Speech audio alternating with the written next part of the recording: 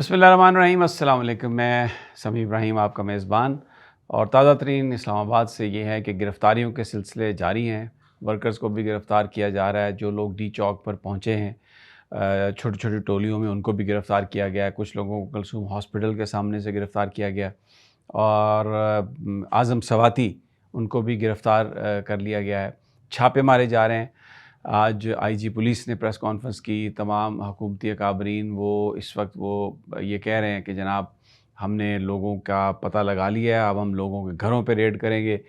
بہت سارے صحافی یوٹیوبرز جو ہیں وہ بھی یہ بتا رہے ہیں کہ ان کے گھروں پر بھی ریڈ کیے گئے ہیں۔ نیا پاکستان کے حسنین صاحب وہ بھی بتا رہے ہیں کہ ان کے گھر اور ان کے چچا کے گھر ریڈ کیا گیا، شاید ان کی گرفتاری کے لیے۔ تو اس طرح کی ایکٹیویٹی جاری ہے۔ جو بلو ایریا ہے اس کی سڑکیں بند ہیں، کنٹینر لگے ہوئے ہیں، لیکن جو اسلام آباد ایکسپریس وے ہے یا ایئرپورٹ جانے والا جو راستہ ہے 26 نمبر، وہاں پر کنٹینرز کو ایک سائڈ سے ہٹایا گیا۔ کشیدگی ویسے ہی ہے، ابھی تک لوگ جو ہیں ہمیں بہت نظر آئے، ابھی میں تھوڑی دیر پہلے بھی گیا تھا وہاں پر، اور اسی طرح لوگ کشیدگی کی وجہ سے بیٹھے ہوئے ہیں، ریسٹورنٹس پہ بیٹھے ہوئے ہیں، نوجوان ہیں سارے، اور پی ٹی آئی کے ہیں، سارے پی ٹی آئی کے ہیں۔ وہ آج دیکھ رہے تھے کے پی کے اسمبلی کی طرف، تو وہاں سے بھی ایک میں آپ کو بتاتا ہوں، علی امین گنڈا پور کے حوالے سے جو خبریں ہیں کہ وہ کہاں پر ہیں، ان کو کیوں اٹھایا گیا، ان سے کس چیز کا کہا جا رہا ہے، رپورٹڈلی جو ہمارے پاس خبریں ہیں۔ اور کے پی کے اسمبلی میں بڑی زبردست تقاریر ہوئی آج، اور اس کے علاوہ جو اعلان کیا ہے تحریک انصاف نے کہ اسد قیصر صاحب نے کہا ہے کہ اگر اگلے 24 گھنٹے میں علی امین گنڈا پور کو پروڈیوس نہیں کیا گیا تو پھر احتجاج کیا جائے گا، پورے پاکستان میں احتجاج کیا جائے گا۔ اور دوسرا جو بڑا اہم اعلان ہے، یہ ایک ایسا اعلان ہے جس سے پاکستان کی اسٹیبلشمنٹ کو بہت تکلیف ہوگی، کہ کے پی کے ہاؤس میں جو توڑ پھوڑ ہوئی ہے اس کو اسد قیصر صاحب نے کہا ہے کہ ریپیئر نہیں کرایا جائے گا، اس کو اسی طرح رکھا جائے گا، اور جو اسکولوں کے بچے اور جو وزٹرز آئیں گے ان کو دکھایا جائے گا کہ یہ پاکستان کی جمہوریت ہے۔ یہ بیسیکلی جواب ہے پاکستان کی فوج کو کہ جو کور کمانڈر ہاؤس ہے لاہور کا، جناح ہاؤس جسے کہا جاتا ہے، وہاں پر جو آگ لگائی گئی تھی، جو چیزیں توڑی پھوڑی گئیں، ان کو اسی طرح ہی رکھا گیا ہے، اس کی ریپیئر نہیں کرائی گئی۔ اور جو بھی پورے پاکستان سے ٹریڈرز، اسٹوڈنٹس اور سول سوسائٹی کے لوگ باقاعدہ ایک پروپیگنڈا بنا کے وہ ان کو وہاں پر وزٹ کرایا جاتا تھا، دکھایا جاتا تھا، پھر وہیں پر شہداء کی فیملیز کو لے کے جایا جاتا تھا، ان سے بیان دلوائے جاتے تھے کہ ہمیں بہت تکلیف ہوئی ہے، اور اس کا ملبہ ڈالا جاتا تھا کہ یہ پی ٹی آئی نے کیا ہے، یہ عمران خان صاحب کی ہدایت پر کیا گیا ہے، اور دہشت گرد کا لقب، انتشاری ٹولہ، اور اس طرح کے سارے جو القابات ہیں پی ٹی آئی کو دیے گئے۔ پولیٹیکل لیڈرشپ جو ہے نون لیگ کی، پیپلز پارٹی کی، ان کی طرف سے، اور اس کے ساتھ ساتھ پاکستان کی اسٹیبلشمنٹ کی طرف سے بھی، کیونکہ D G I S P R بھی اپنی پریس کانفرنس میں تحریک انصاف کو انتشاری ٹولہ اور اس قسم کے نام سے فتنہ اور اس قسم کی چیزیں وہ کرتے رہے۔ تو اب جو اسد قیصر صاحب ہیں انہوں نے کہا ہے کہ اس سے بڑا حملہ نہیں ہو سکتا جمہوریت پر، کہ آپ ایک الیکٹڈ چیف منسٹر کو اغوا کرتے ہیں اور اس کی جو انیکسی ہے وہاں پر گھستے ہیں، توڑ پھوڑ کرتے ہیں۔ تو یہ جو جمہوریت جتنی ہے پاکستان میں اور اس کی حقیقت کیا ہے، ہم اس کو پریزرو کر رہے ہیں، اس کی ہم بالکل کنسٹرکشن نہیں کروائیں گے، ریکنسٹرکشن، اور یہ اسی طرح ٹوٹا اس کو سامان کو یہ رہے گا۔ اور بچے جو ہیں، ہماری یوتھ جو ہے، سول سوسائٹی، ٹریڈرز، وکلاء، کوئی بھی جو آئے گا تو ہم اس کو وزٹ کرائیں گے اور دکھائیں گے کہ یہ پاکستان کی اصل جمہوریت ہے، اور اصل طاقت جو ہے جن کے ہاتھ میں، وہ الیکٹڈ جو ریپرزنٹیٹیوز ہیں ان کے ساتھ کیا کرتے ہیں۔ تو یہ بڑا ایک سمبولک اور بڑا ایک امپورٹنٹ ڈیسیژن ہے کے پی کے کا۔ اسد قیصر صاحب نے اس کا اعلان کیا، اور پھر پورے پاکستان میں احتجاج کا اعلان ہے، اور اس میں انہوں نے کہا کہ بالکل کوئی کسی طریقے سے بھی ہم جو آئینی ترمیم ہے اس کا ہم مقابلہ کریں گے، یہ نہیں ہونے دیں گے۔ اور اس کے ساتھ ساتھ انہوں نے قومی اسمبلی، سینٹ کی تمام کمیٹیوں کے جو اجلاس ہیں ان کا بائیکاٹ کرنے کا فیصلہ کیا ہے، قومی اسمبلی کے اجلاس کا بائیکاٹ کرنے کا فیصلہ کیا کم از کم 2 مہینے تک، اور کہا ہے کہ یہ کسی طریقے سے بھی ہم اس کو کامیاب نہیں ہونے دیں گے۔ اور اس کی ایک بائیکاٹ کی بنیادی وجہ یہ ہے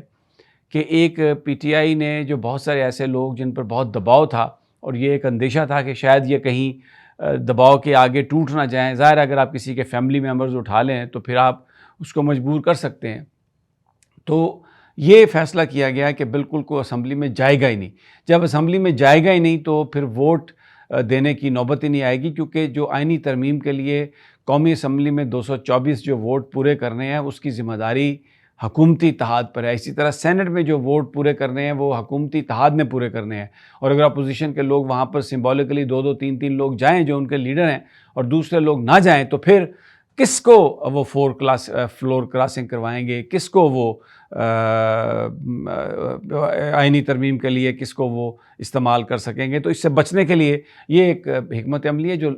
یہاں پر پولیٹیکل پنڈت جو کہہ رہے ہیں کہ یہ ایک بیسٹ حکمت عملی ہے. دوسری جانب مولانا فضل الرحمان کے قریبی ساتھی حافظ حمداللہ نے بھی یہ کہی یہ بات. سوال انہوں نے اٹھایا کہ کہاں ہے کے پی کے کا وزیر اعلیٰ, ایک منتخب وزیر اعلیٰ کہاں پر ہے. محمود خان اچکزئی نے بھی یہ اعلان کیا ہے کہ وہ اس کو 27 تاریخ کو یعنی سوموار سے اس احتجاج کا دائرہ وہ بلوچستان تک لے جائیں گے اور وہاں پر وہ مظاہرے کریں گے, احتجاج کریں گے کہ پی کے وزیر اعلیٰ کو جو ہے وہ واگزار کرایا جائے اور یہ کس نے اغوا کیا اور کیسے ہوا. تو اب انتظار ہے کہ پی کے وزیر اعلیٰ کا. 24 گھنٹے کا جو ٹائم ہے وہ اس لیے دیا گیا ہے کہ ابھی بھی تحریک انصاف یہ چاہتی ہے کہ یہ معاملہ خوش اسلوبی سے حل ہو جائے اور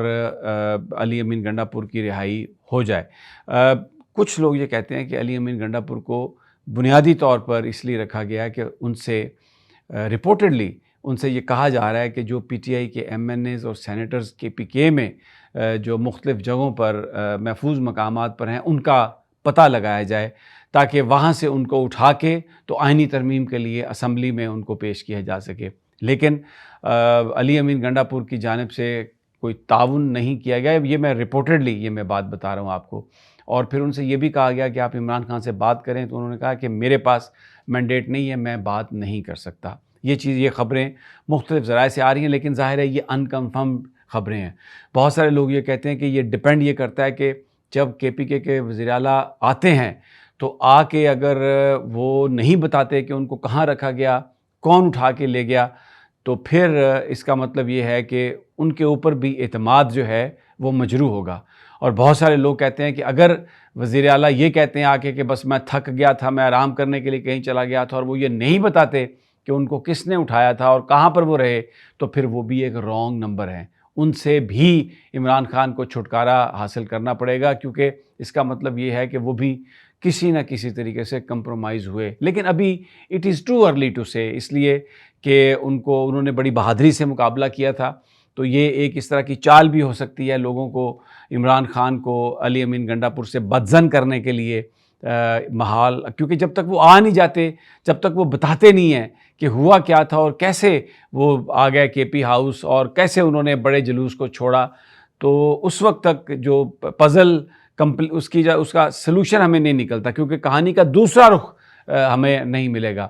تو یہ اس وقت صورتحال ہے. آج شام میں ڈی چوک پر آزاد کشمیر سے تحریک انصاف کے قیوم نیازی صاحب, پھر کچھ خواتین نوجوان پہنچے, وہاں پہ نعرے وارے انہوں نے لگائے, لیکن رینجرز اور پولیس نے ان کو پکڑا, ان پر بے ایمانہ تشدد کیا اور فوری طور پر ان کو لے گئے. تو بنیادی طور پر اگر بڑا آج احتجاج نہیں ہوا تو اس کی وجہ یہی ہے کہ دیکھا جا رہا ہے کہ پی ٹی آئی کی لیڈرشپ کی طرف سے اب کیونکہ کل تک کا ٹائم ہے, کل تک اگر نہیں آتے علی امین گنڈا پور تو پھر بڑا احتجاج ہوگا. اور بنیادی طور پر تو یہ جو سارا احتجاج تھا یہ شروع ہوا تھا عمران خان کی رہائی کے لیے. تو اس لیے ابھی بہت کچھ آنا باقی ہے اس ساری کہانی میں, بہت کچھ سٹیجز آگے ہیں. اب کل دیکھتے ہیں خان صاحب کی طرف سے کیا بات آتی ہے اور کیا علی امین واگزار ہوتے ہیں یا نہیں, اور پھر آ کے وہ کیا بیان دیتے ہیں. لیکن یہ میں آپ کو بتا دوں کہ یہ معاملہ جو ہے مجھے ختم ہوتا ہوا نظر نہیں آ رہا, اور جتنی کشیدگی ہے یہ بالکل ایک تصادم کی سی کیفیت ہے. اور الزام آج پولیس نے لگا دیا, جو عبدالحمید ایس ایچ او تھے ان کا جو انتقال ہوا, ان کا بچہ یہ کہہ رہا ہے, ویڈیو یہ آئی ہے کہ آنسو گیس کی وجہ سے, کیونکہ وہ استھمے کے مریض تھے تو ان کو اٹیک ہوا اور وہ اللہ کو پیارے ہو گئے. لیکن ایک ڈرامہ بنایا آئی جی نے کہ جناب وہ شہید ہو گئے, اور ایک ان کا پاکستان کے جھنڈے میں پرچم میں ان کا جنازہ کرایا گیا اور کہا گیا کہ وہ تشدد ہوا. عطا تارڑ نے آ کے اور جھوٹ بولا, اور آپ یقین کریں جس وقت وہ آ کے بات کرتے ہیں ٹی وی پر تو ایک وامٹنگ سی ہوتی ہے، بندہ اتنا جھوٹ سن نہیں سکتا جتنا وہ بولنے کی کوشش کرتے ہیں۔ کوئی تھوڑا سا کوئی 5-10% سچ ہو، 90% جھوٹ ہو تو بندہ برداشت کر لیتا ہے، لیکن وہ تو یعنی مطلب کہتے ہیں نا گوڈے گٹے بن کے جھوٹ بولنا، اس طرح کی باتیں کرتے ہیں انسان، you just feel like vomiting ان کی جو گفتگو اور جھوٹ اور مکر و فریب۔ اور یہ اللہ تعالیٰ حمید صاحب کو جنت نصیب کرے، اور ڈیوٹی پر تھے، انہوں نے درخواست بھی دی تھی، رپورٹڈلی کہا جا رہا ہے کہ ابھی ان کو استھما ہے تو وہاں پر انہیں نہ لگایا جائے، لیکن لگا دیا گیا انہیں اور وہ اللہ کو پیارے ہو گئے۔ ان کے بچے کی ایک ویڈیو بھی آ گئی گفتگو کرتے ہوئے جس میں اس نے کہا کہ ان کو ہارٹ اٹیک ہوا اور آنسو گیس کی وجہ سے ہوا، اور پھر ان کی رگ پھٹی اور ان کا انتقال ہوا۔ یہ ایک افسوسناک واقعہ ہے، لیکن اس کو مقاصد کے لیے استعمال کرنا، سیاسی مقاصد کے لیے، پی ٹی آئی کو بدنام کرنے کے لیے، یہ اس سے بھی بڑا افسوسناک یہ واقعہ ہے۔ بالکل ایسے ہی جیسے جماعت اسلامی والے غزہ کانفرنس کروا رہے ہیں، ایک بہت ہی اہم ایشو ہے، ہر پاکستانی، ہر مسلمان اس پر غمزدہ ہے، لیکن اس کو سیاست کے طور پر استعمال کرنا، عمران خان سے توجہ ہٹانے کے لیے، چیزوں کو ڈیفیوز کرنے کے لیے، تو یہ اس سے بھی بڑا کرائم ہے جو اسرائیلی کر رہے ہیں۔ بہرحال اگلی ویڈیو تک اجازت، اللہ نگہبان۔